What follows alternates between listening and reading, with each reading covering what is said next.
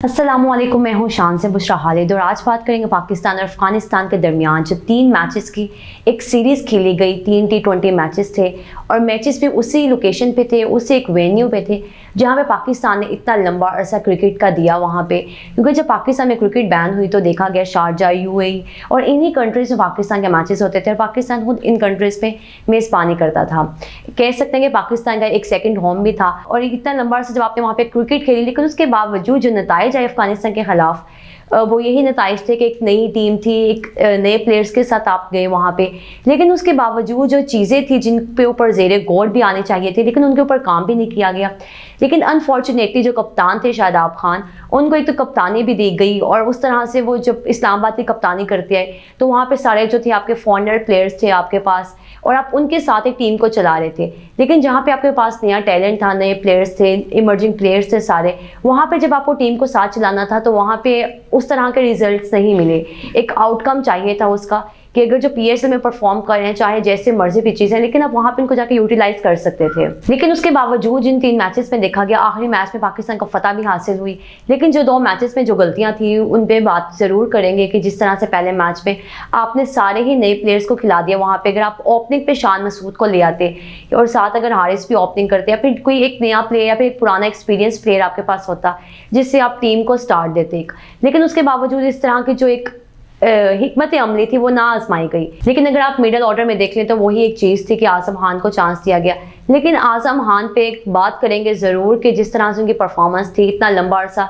तनकीद मिलती रही पाकिस्तान क्रिकेट बोर्ड को कि आज़म खान को क्यों चांस नहीं देते, जहां वो लीग्स में जाके इतना परफॉर्म कर रहे हैं। कोई भी अगर आप लीग उठा के देख लें, जहाँ पे बीपीएल में उन्होंने इतने सेंचुरी की, फिर उसके बाद पीएसएल में उन्होंने सेंचुरी की और जिस तरह से वो एक चल रहे हैं लेके एक इनिंग्स खेलते हैं पीएसएल में या फिर किसी भी लीग में अगर आप बात करें, तो उसके बावजूद आप उनको चांस नहीं दे रहे टीम में। और जहाँ पे वर्ल्ड कप में पाकिस्तान को शिकस्त भी हुई, वहाँ पे इतनी तनकीद की गई कि आसिफ को जहाँ पे चांस नहीं देना चाहिए था, ताहम कि वहाँ पे आज़म होते तो शायद पाकिस्तान जो है वर्ल्ड कप वो जीत जाता। मतलब मिडल ऑर्डर को लेके काफ़ी तनकीद थी कि आज़म को चांस देना चाहिए, लेकिन जहाँ पे आज़म को एक सीरीज़ में चांस दिया गया और पीएसएल में जैसे उनकी परफॉर्मेंसेस थी उनकी आप उठा कर देख सकते हैं, जिस तरह की उन्होंने इनिंग्स खेली और एक अच्छी भी नजर आई। लेकिन जहाँ पे पिंडी की पिच की बात करेंगे, पिंडी की पिच पे वो मैचेस थे, कसाफी स्टेडियम मैचेस थे और एक कराची की पिच पे थे और लीग्स में इसी तरह के आपको पिचेस मिलते हैं कि पिच इतना बॉलिंग साइड के लिए बेनिफिट नहीं होता या फिर इतनी हेल्प नहीं देता उनको। लेकिन अगर उनकी बात करेंगे पीएसएल की, जैसे उनकी परफॉर्मेंसेस थी आज़म की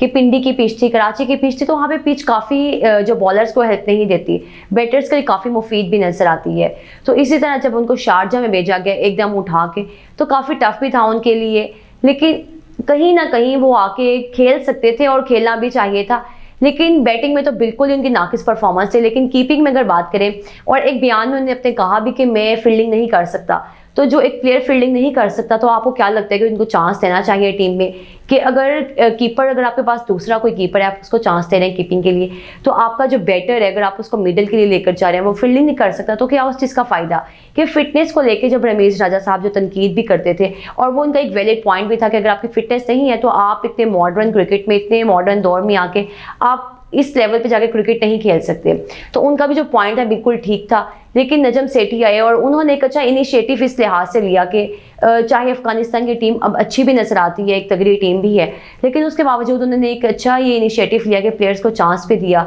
और जो इतनी तनकीद करते थे प्लेयर्स पे कि इतने टाइम से आप इनको चांस नहीं दे रहे, मेरिट पे नहीं होती सिलेक्शन, तो अब जब उन्होंने चांस दिया अफगानिस्तान के खिलाफ तो अब आप खुद भी देख सकते हैं कि किस तरह से उसके रिजल्ट्स भी सामने आए। और कप्तान बाबर आजम, रिजवान और शाहीन जो थे रेस्ट पे थे, हारिस रऊफ भी नहीं थे टीम में, फ़खर जमान भी नहीं थे। तो जब आप अपने मेन प्लेयर्स को बिठा कर इन प्लेयर्स को चांस दे रहे हैं और फिर भी आपको ये कोई अच्छा नहीं दे रहे, चाहे पहली सीरीज़ थी, क्योंकि एक गैप हमारे क्रिकेट में रहा है पीसीबी में कि जो टीम ए और बी है वो हमेशा से ये कहा जाता है और इतनी बातें होने के बावजूद भी इन पर काम नहीं किया जाता है। लेकिन जो चीफ सेलेक्टर उनका अब यही कहना है कि हम इस पर मज़ीद काम कर रहे हैं और आने वाले टाइम में हम टीम ए और बी पे काम करेंगे, उनके टूर्स भी करवाएंगे, ताकि जो एक गैप है कि डायरेक्ट आप डोमेस्टिक या फिर लीग से उठा के आप इंटरनेशनल लेवल पे जाके प्लेयर्स को अपने भेजते हैं, वहाँ पे इनको रिप्रेजेंट करना होता है अपने कंट्री को, तो वहाँ पे उनके लिए प्रेशर भी होता है, काफ़ी मुश्किल भी होता है, चाहे वो अच्छे प्लेयर्स हैं या नहीं है, क्योंकि प्रेशर में काफ़ी ऐसे प्लेयर्स होते हैं जो अपना जो टैलेंट है उसको शो नहीं कर सकते। लेकिन आज़म है कि बैटिंग में भी नज़र तो नहीं आए, लेकिन कीपिंग में भी जिस तरह की उन्होंने कीपिंग की, 3 से 4 उन्होंने कैच भी ड्रॉप किए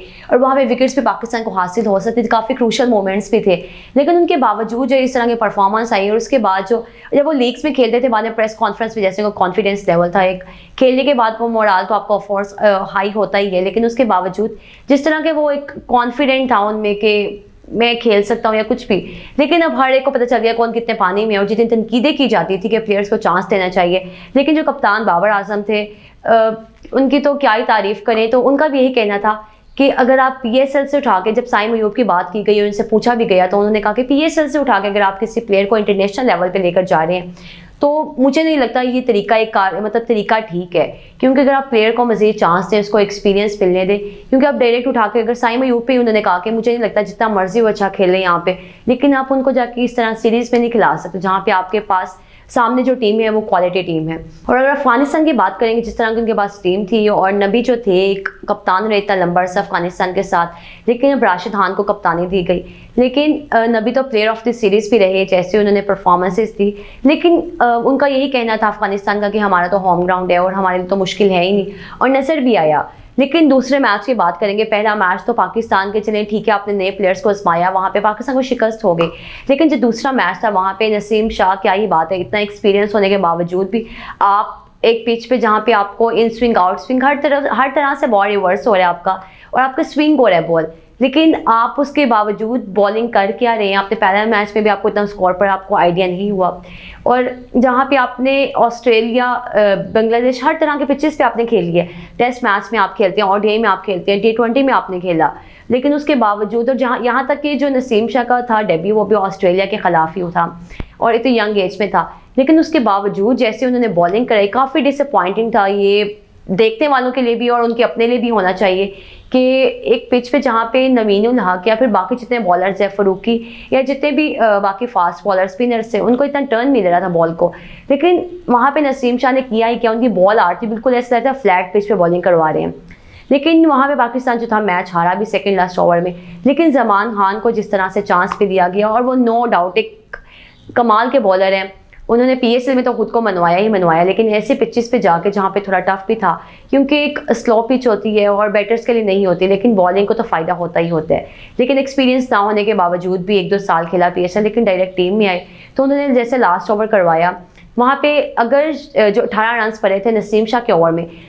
वही अगर जो रन होते जमान के ओवर में, शायद पाकिस्तान वो मैच जीत जाता और सीरीज़ भी जीतने में कामयाब रहता। और इसी तरह जो कप्तान है शादाब, जिन्होंने प्रेस कॉन्फ्रेंस में बहुत दावे भी किए और बहुत बातें भी की, लेकिन वो अपनी एक जगह ठीक भी थे, राइट भी था उनका कि जहाँ पे आप नए प्लेयर्स को भेज रहे हैं, आप पहले क्रिटिसाइज़ कर रहे हैं कि उनको भेजें, जब वो आए हैं और आप उनको अब सपोर्ट नहीं कर रहे तो वहाँ पे वो एक लिहाज से ठीक भी थे। लेकिन जैसे ही प्रेस कॉन्फ्रेंस हुई, शादाब ने प्रेस कॉन्फ्रेंस भी की और उसके बाद जो थे जितने भी मीडिया के लोग या फिर जितने भी जर्नलिस्ट एनालिस्ट, सबकी जो बातें थी वो बंद हो गई और जो इतने तनकीद कर रहे थे उनकी तरफ से भी कोई इसका रद्द अमल सामने नहीं आया। और यहाँ ही कप्तान बाबर आजम होते तो इतना प्रोपोगेंडा क्रिएट कर दिया जाता है हर लिहाज से, और उन पे तनकीद करने का तो लोगों को बस एक मौका मिलना चाहिए। लेकिन शादाब ने तो एक कह सकते हैं कि मुँह तोड़ के जवाब भी दिया, लेकिन शादाब ने काफ़ी एक अच्छी खुद भी क्रिकेट खेली, वहाँ पे क्रिकेट खेलते हुए नजर भी आए, अपना एक्सपीरियंस था उसके साथ वो चले, और जो एक उनका कॉन्फिडेंस लेवल है और जो प्रेशर में गेम खेलते हैं हर लिहाज से उन्होंने बहुत अच्छा खेला। लेकिन जिन प्लेयर्स का कमबैक हुआ उनमें इमाद वसीम थे। इमाद ने नो डाउट बहुत अच्छी क्रिकेट खेली और जिस तरह से वो कराची किंग्स में परफॉर्म करते हुए आ रहे थे, सेम उनके लिए शायद मुश्किल नहीं था, लेकिन दूसरे मैच में पाकिस्तान वो मैच जीत सकता था, लेकिन कोई बात नहीं, क्योंकि आपने नए प्लेयर्स को चांस दिया, नए टैलेंट को सामने लेकर आ रहे हैं, उनको आजमा रहे हैं कि क्योंकि आपने वर्ल्ड कप के लिए आगे प्लेयर्स तैयार करने हैं। 5 प्लेयर्स तो ऑलरेडी आपके पास हैं जो कि बाहर आपने रेस्ट दिया हुआ है उनको, और वो रेस्ट कर भी रहे हैं, लेकिन अब न्यूजीलैंड के खिलाफ जो सीरीज़ है आने वाली है उसमें देखेंगे कि वो प्लेयर्स का वापस आएंगे और उनको खेलते हुए देखेंगे। ऑफ कोर्स उनको बहुत मिस किया, क्योंकि जिस तरह से पाकिस्तान का एक ओपनिंग स्टैंड था, रिजवान और बाबर काफ़ी अच्छा टीम को लीड करते थे, लेकिन फिर भी उन पर तनकीद की जाती थी और यही अल्फाज जो थे शादाब के भी थे कि जब वो थे आप उन पर तनकीद करते थे स्ट्राइक रेट हर लिहाज से, लेकिन अब वो प्लेयर्स नहीं है तो आपको उनकी कमी भी महसूस हो रही है। लेकिन जहाँ नए प्लेयर्स की बात करेंगे उनको चांस मिला और उन्हें अच्छी परफॉर्मेंसेस भी दी। एहसानुल्लाह थे वहाँ पे, उन्हें अपनी पहली बॉल पे जो विकेट भी ली और एक डेब्यू में अच्छा, क्योंकि डेब्यू ही एक आपका होता है जो आपके लिए हमेशा एंड तक चलते हैं, क्योंकि आपकी जो फर्स्ट इमेज होती है वही हमेशा से ही आपका जो फर्स्ट इंप्रेशन होता है वही एंड तक आप साथ लेकर चलती है। तो उन्होंने भी काफ़ी अच्छी नसीम से अच्छी बॉलिंग करते हुए नजर आए। लेकिन उसके बाद जो साइम अयूब थे लास्ट मैच में 50 करते रह गए क्योंकि 49 पे आउट हो गए वहाँ पे, क्योंकि साइम अयूब की एक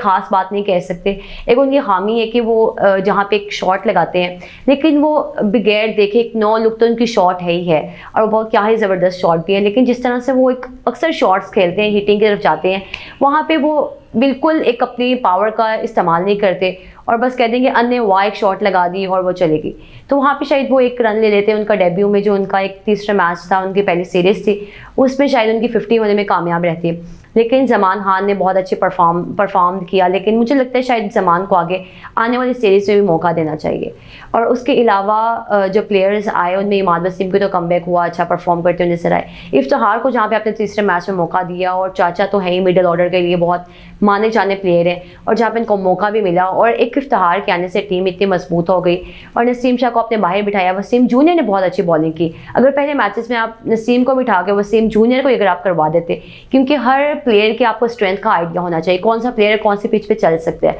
और वहाँ पे अगर कोई और पिच होती लाइक यूए की या फिर किसी और अबू धाबी की पिच होती, वहाँ पे अगर आप नसीम को मौका देते तो माना भी जा सकता। लेकिन शारजा में आप नसीम को खिला रहे हैं और वसीम को बाहर बिठा रहे हैं तो ज्यादती है। तो इस तरह से जो 3 मैचेस की सीरीज थी वो भी अपने इख्तिताम को पहुंच चुकी है और पाकिस्तान को जो एक तनकीद की जाती थी प्लेयर्स पे वो भी सामने आ गया। हर लिहाज से जो आपके नताइज थे आपको सामने नजर आए कि अब कौन से प्लेयर्स को कहाँ मौका देना चाहिए, कहाँ मौका नहीं देना चाहिए। तो आप भी बताइएगा आने वाली सीरीज में कौन से प्लेयर्स हैं जो हमें इसी तरह नजर आएंगे और उनको नहीं बिठाया जाएगा। तो मुझे भी आज की इस वीडियो से इजाज़त दीजिए। अल्लाह हाफिज़।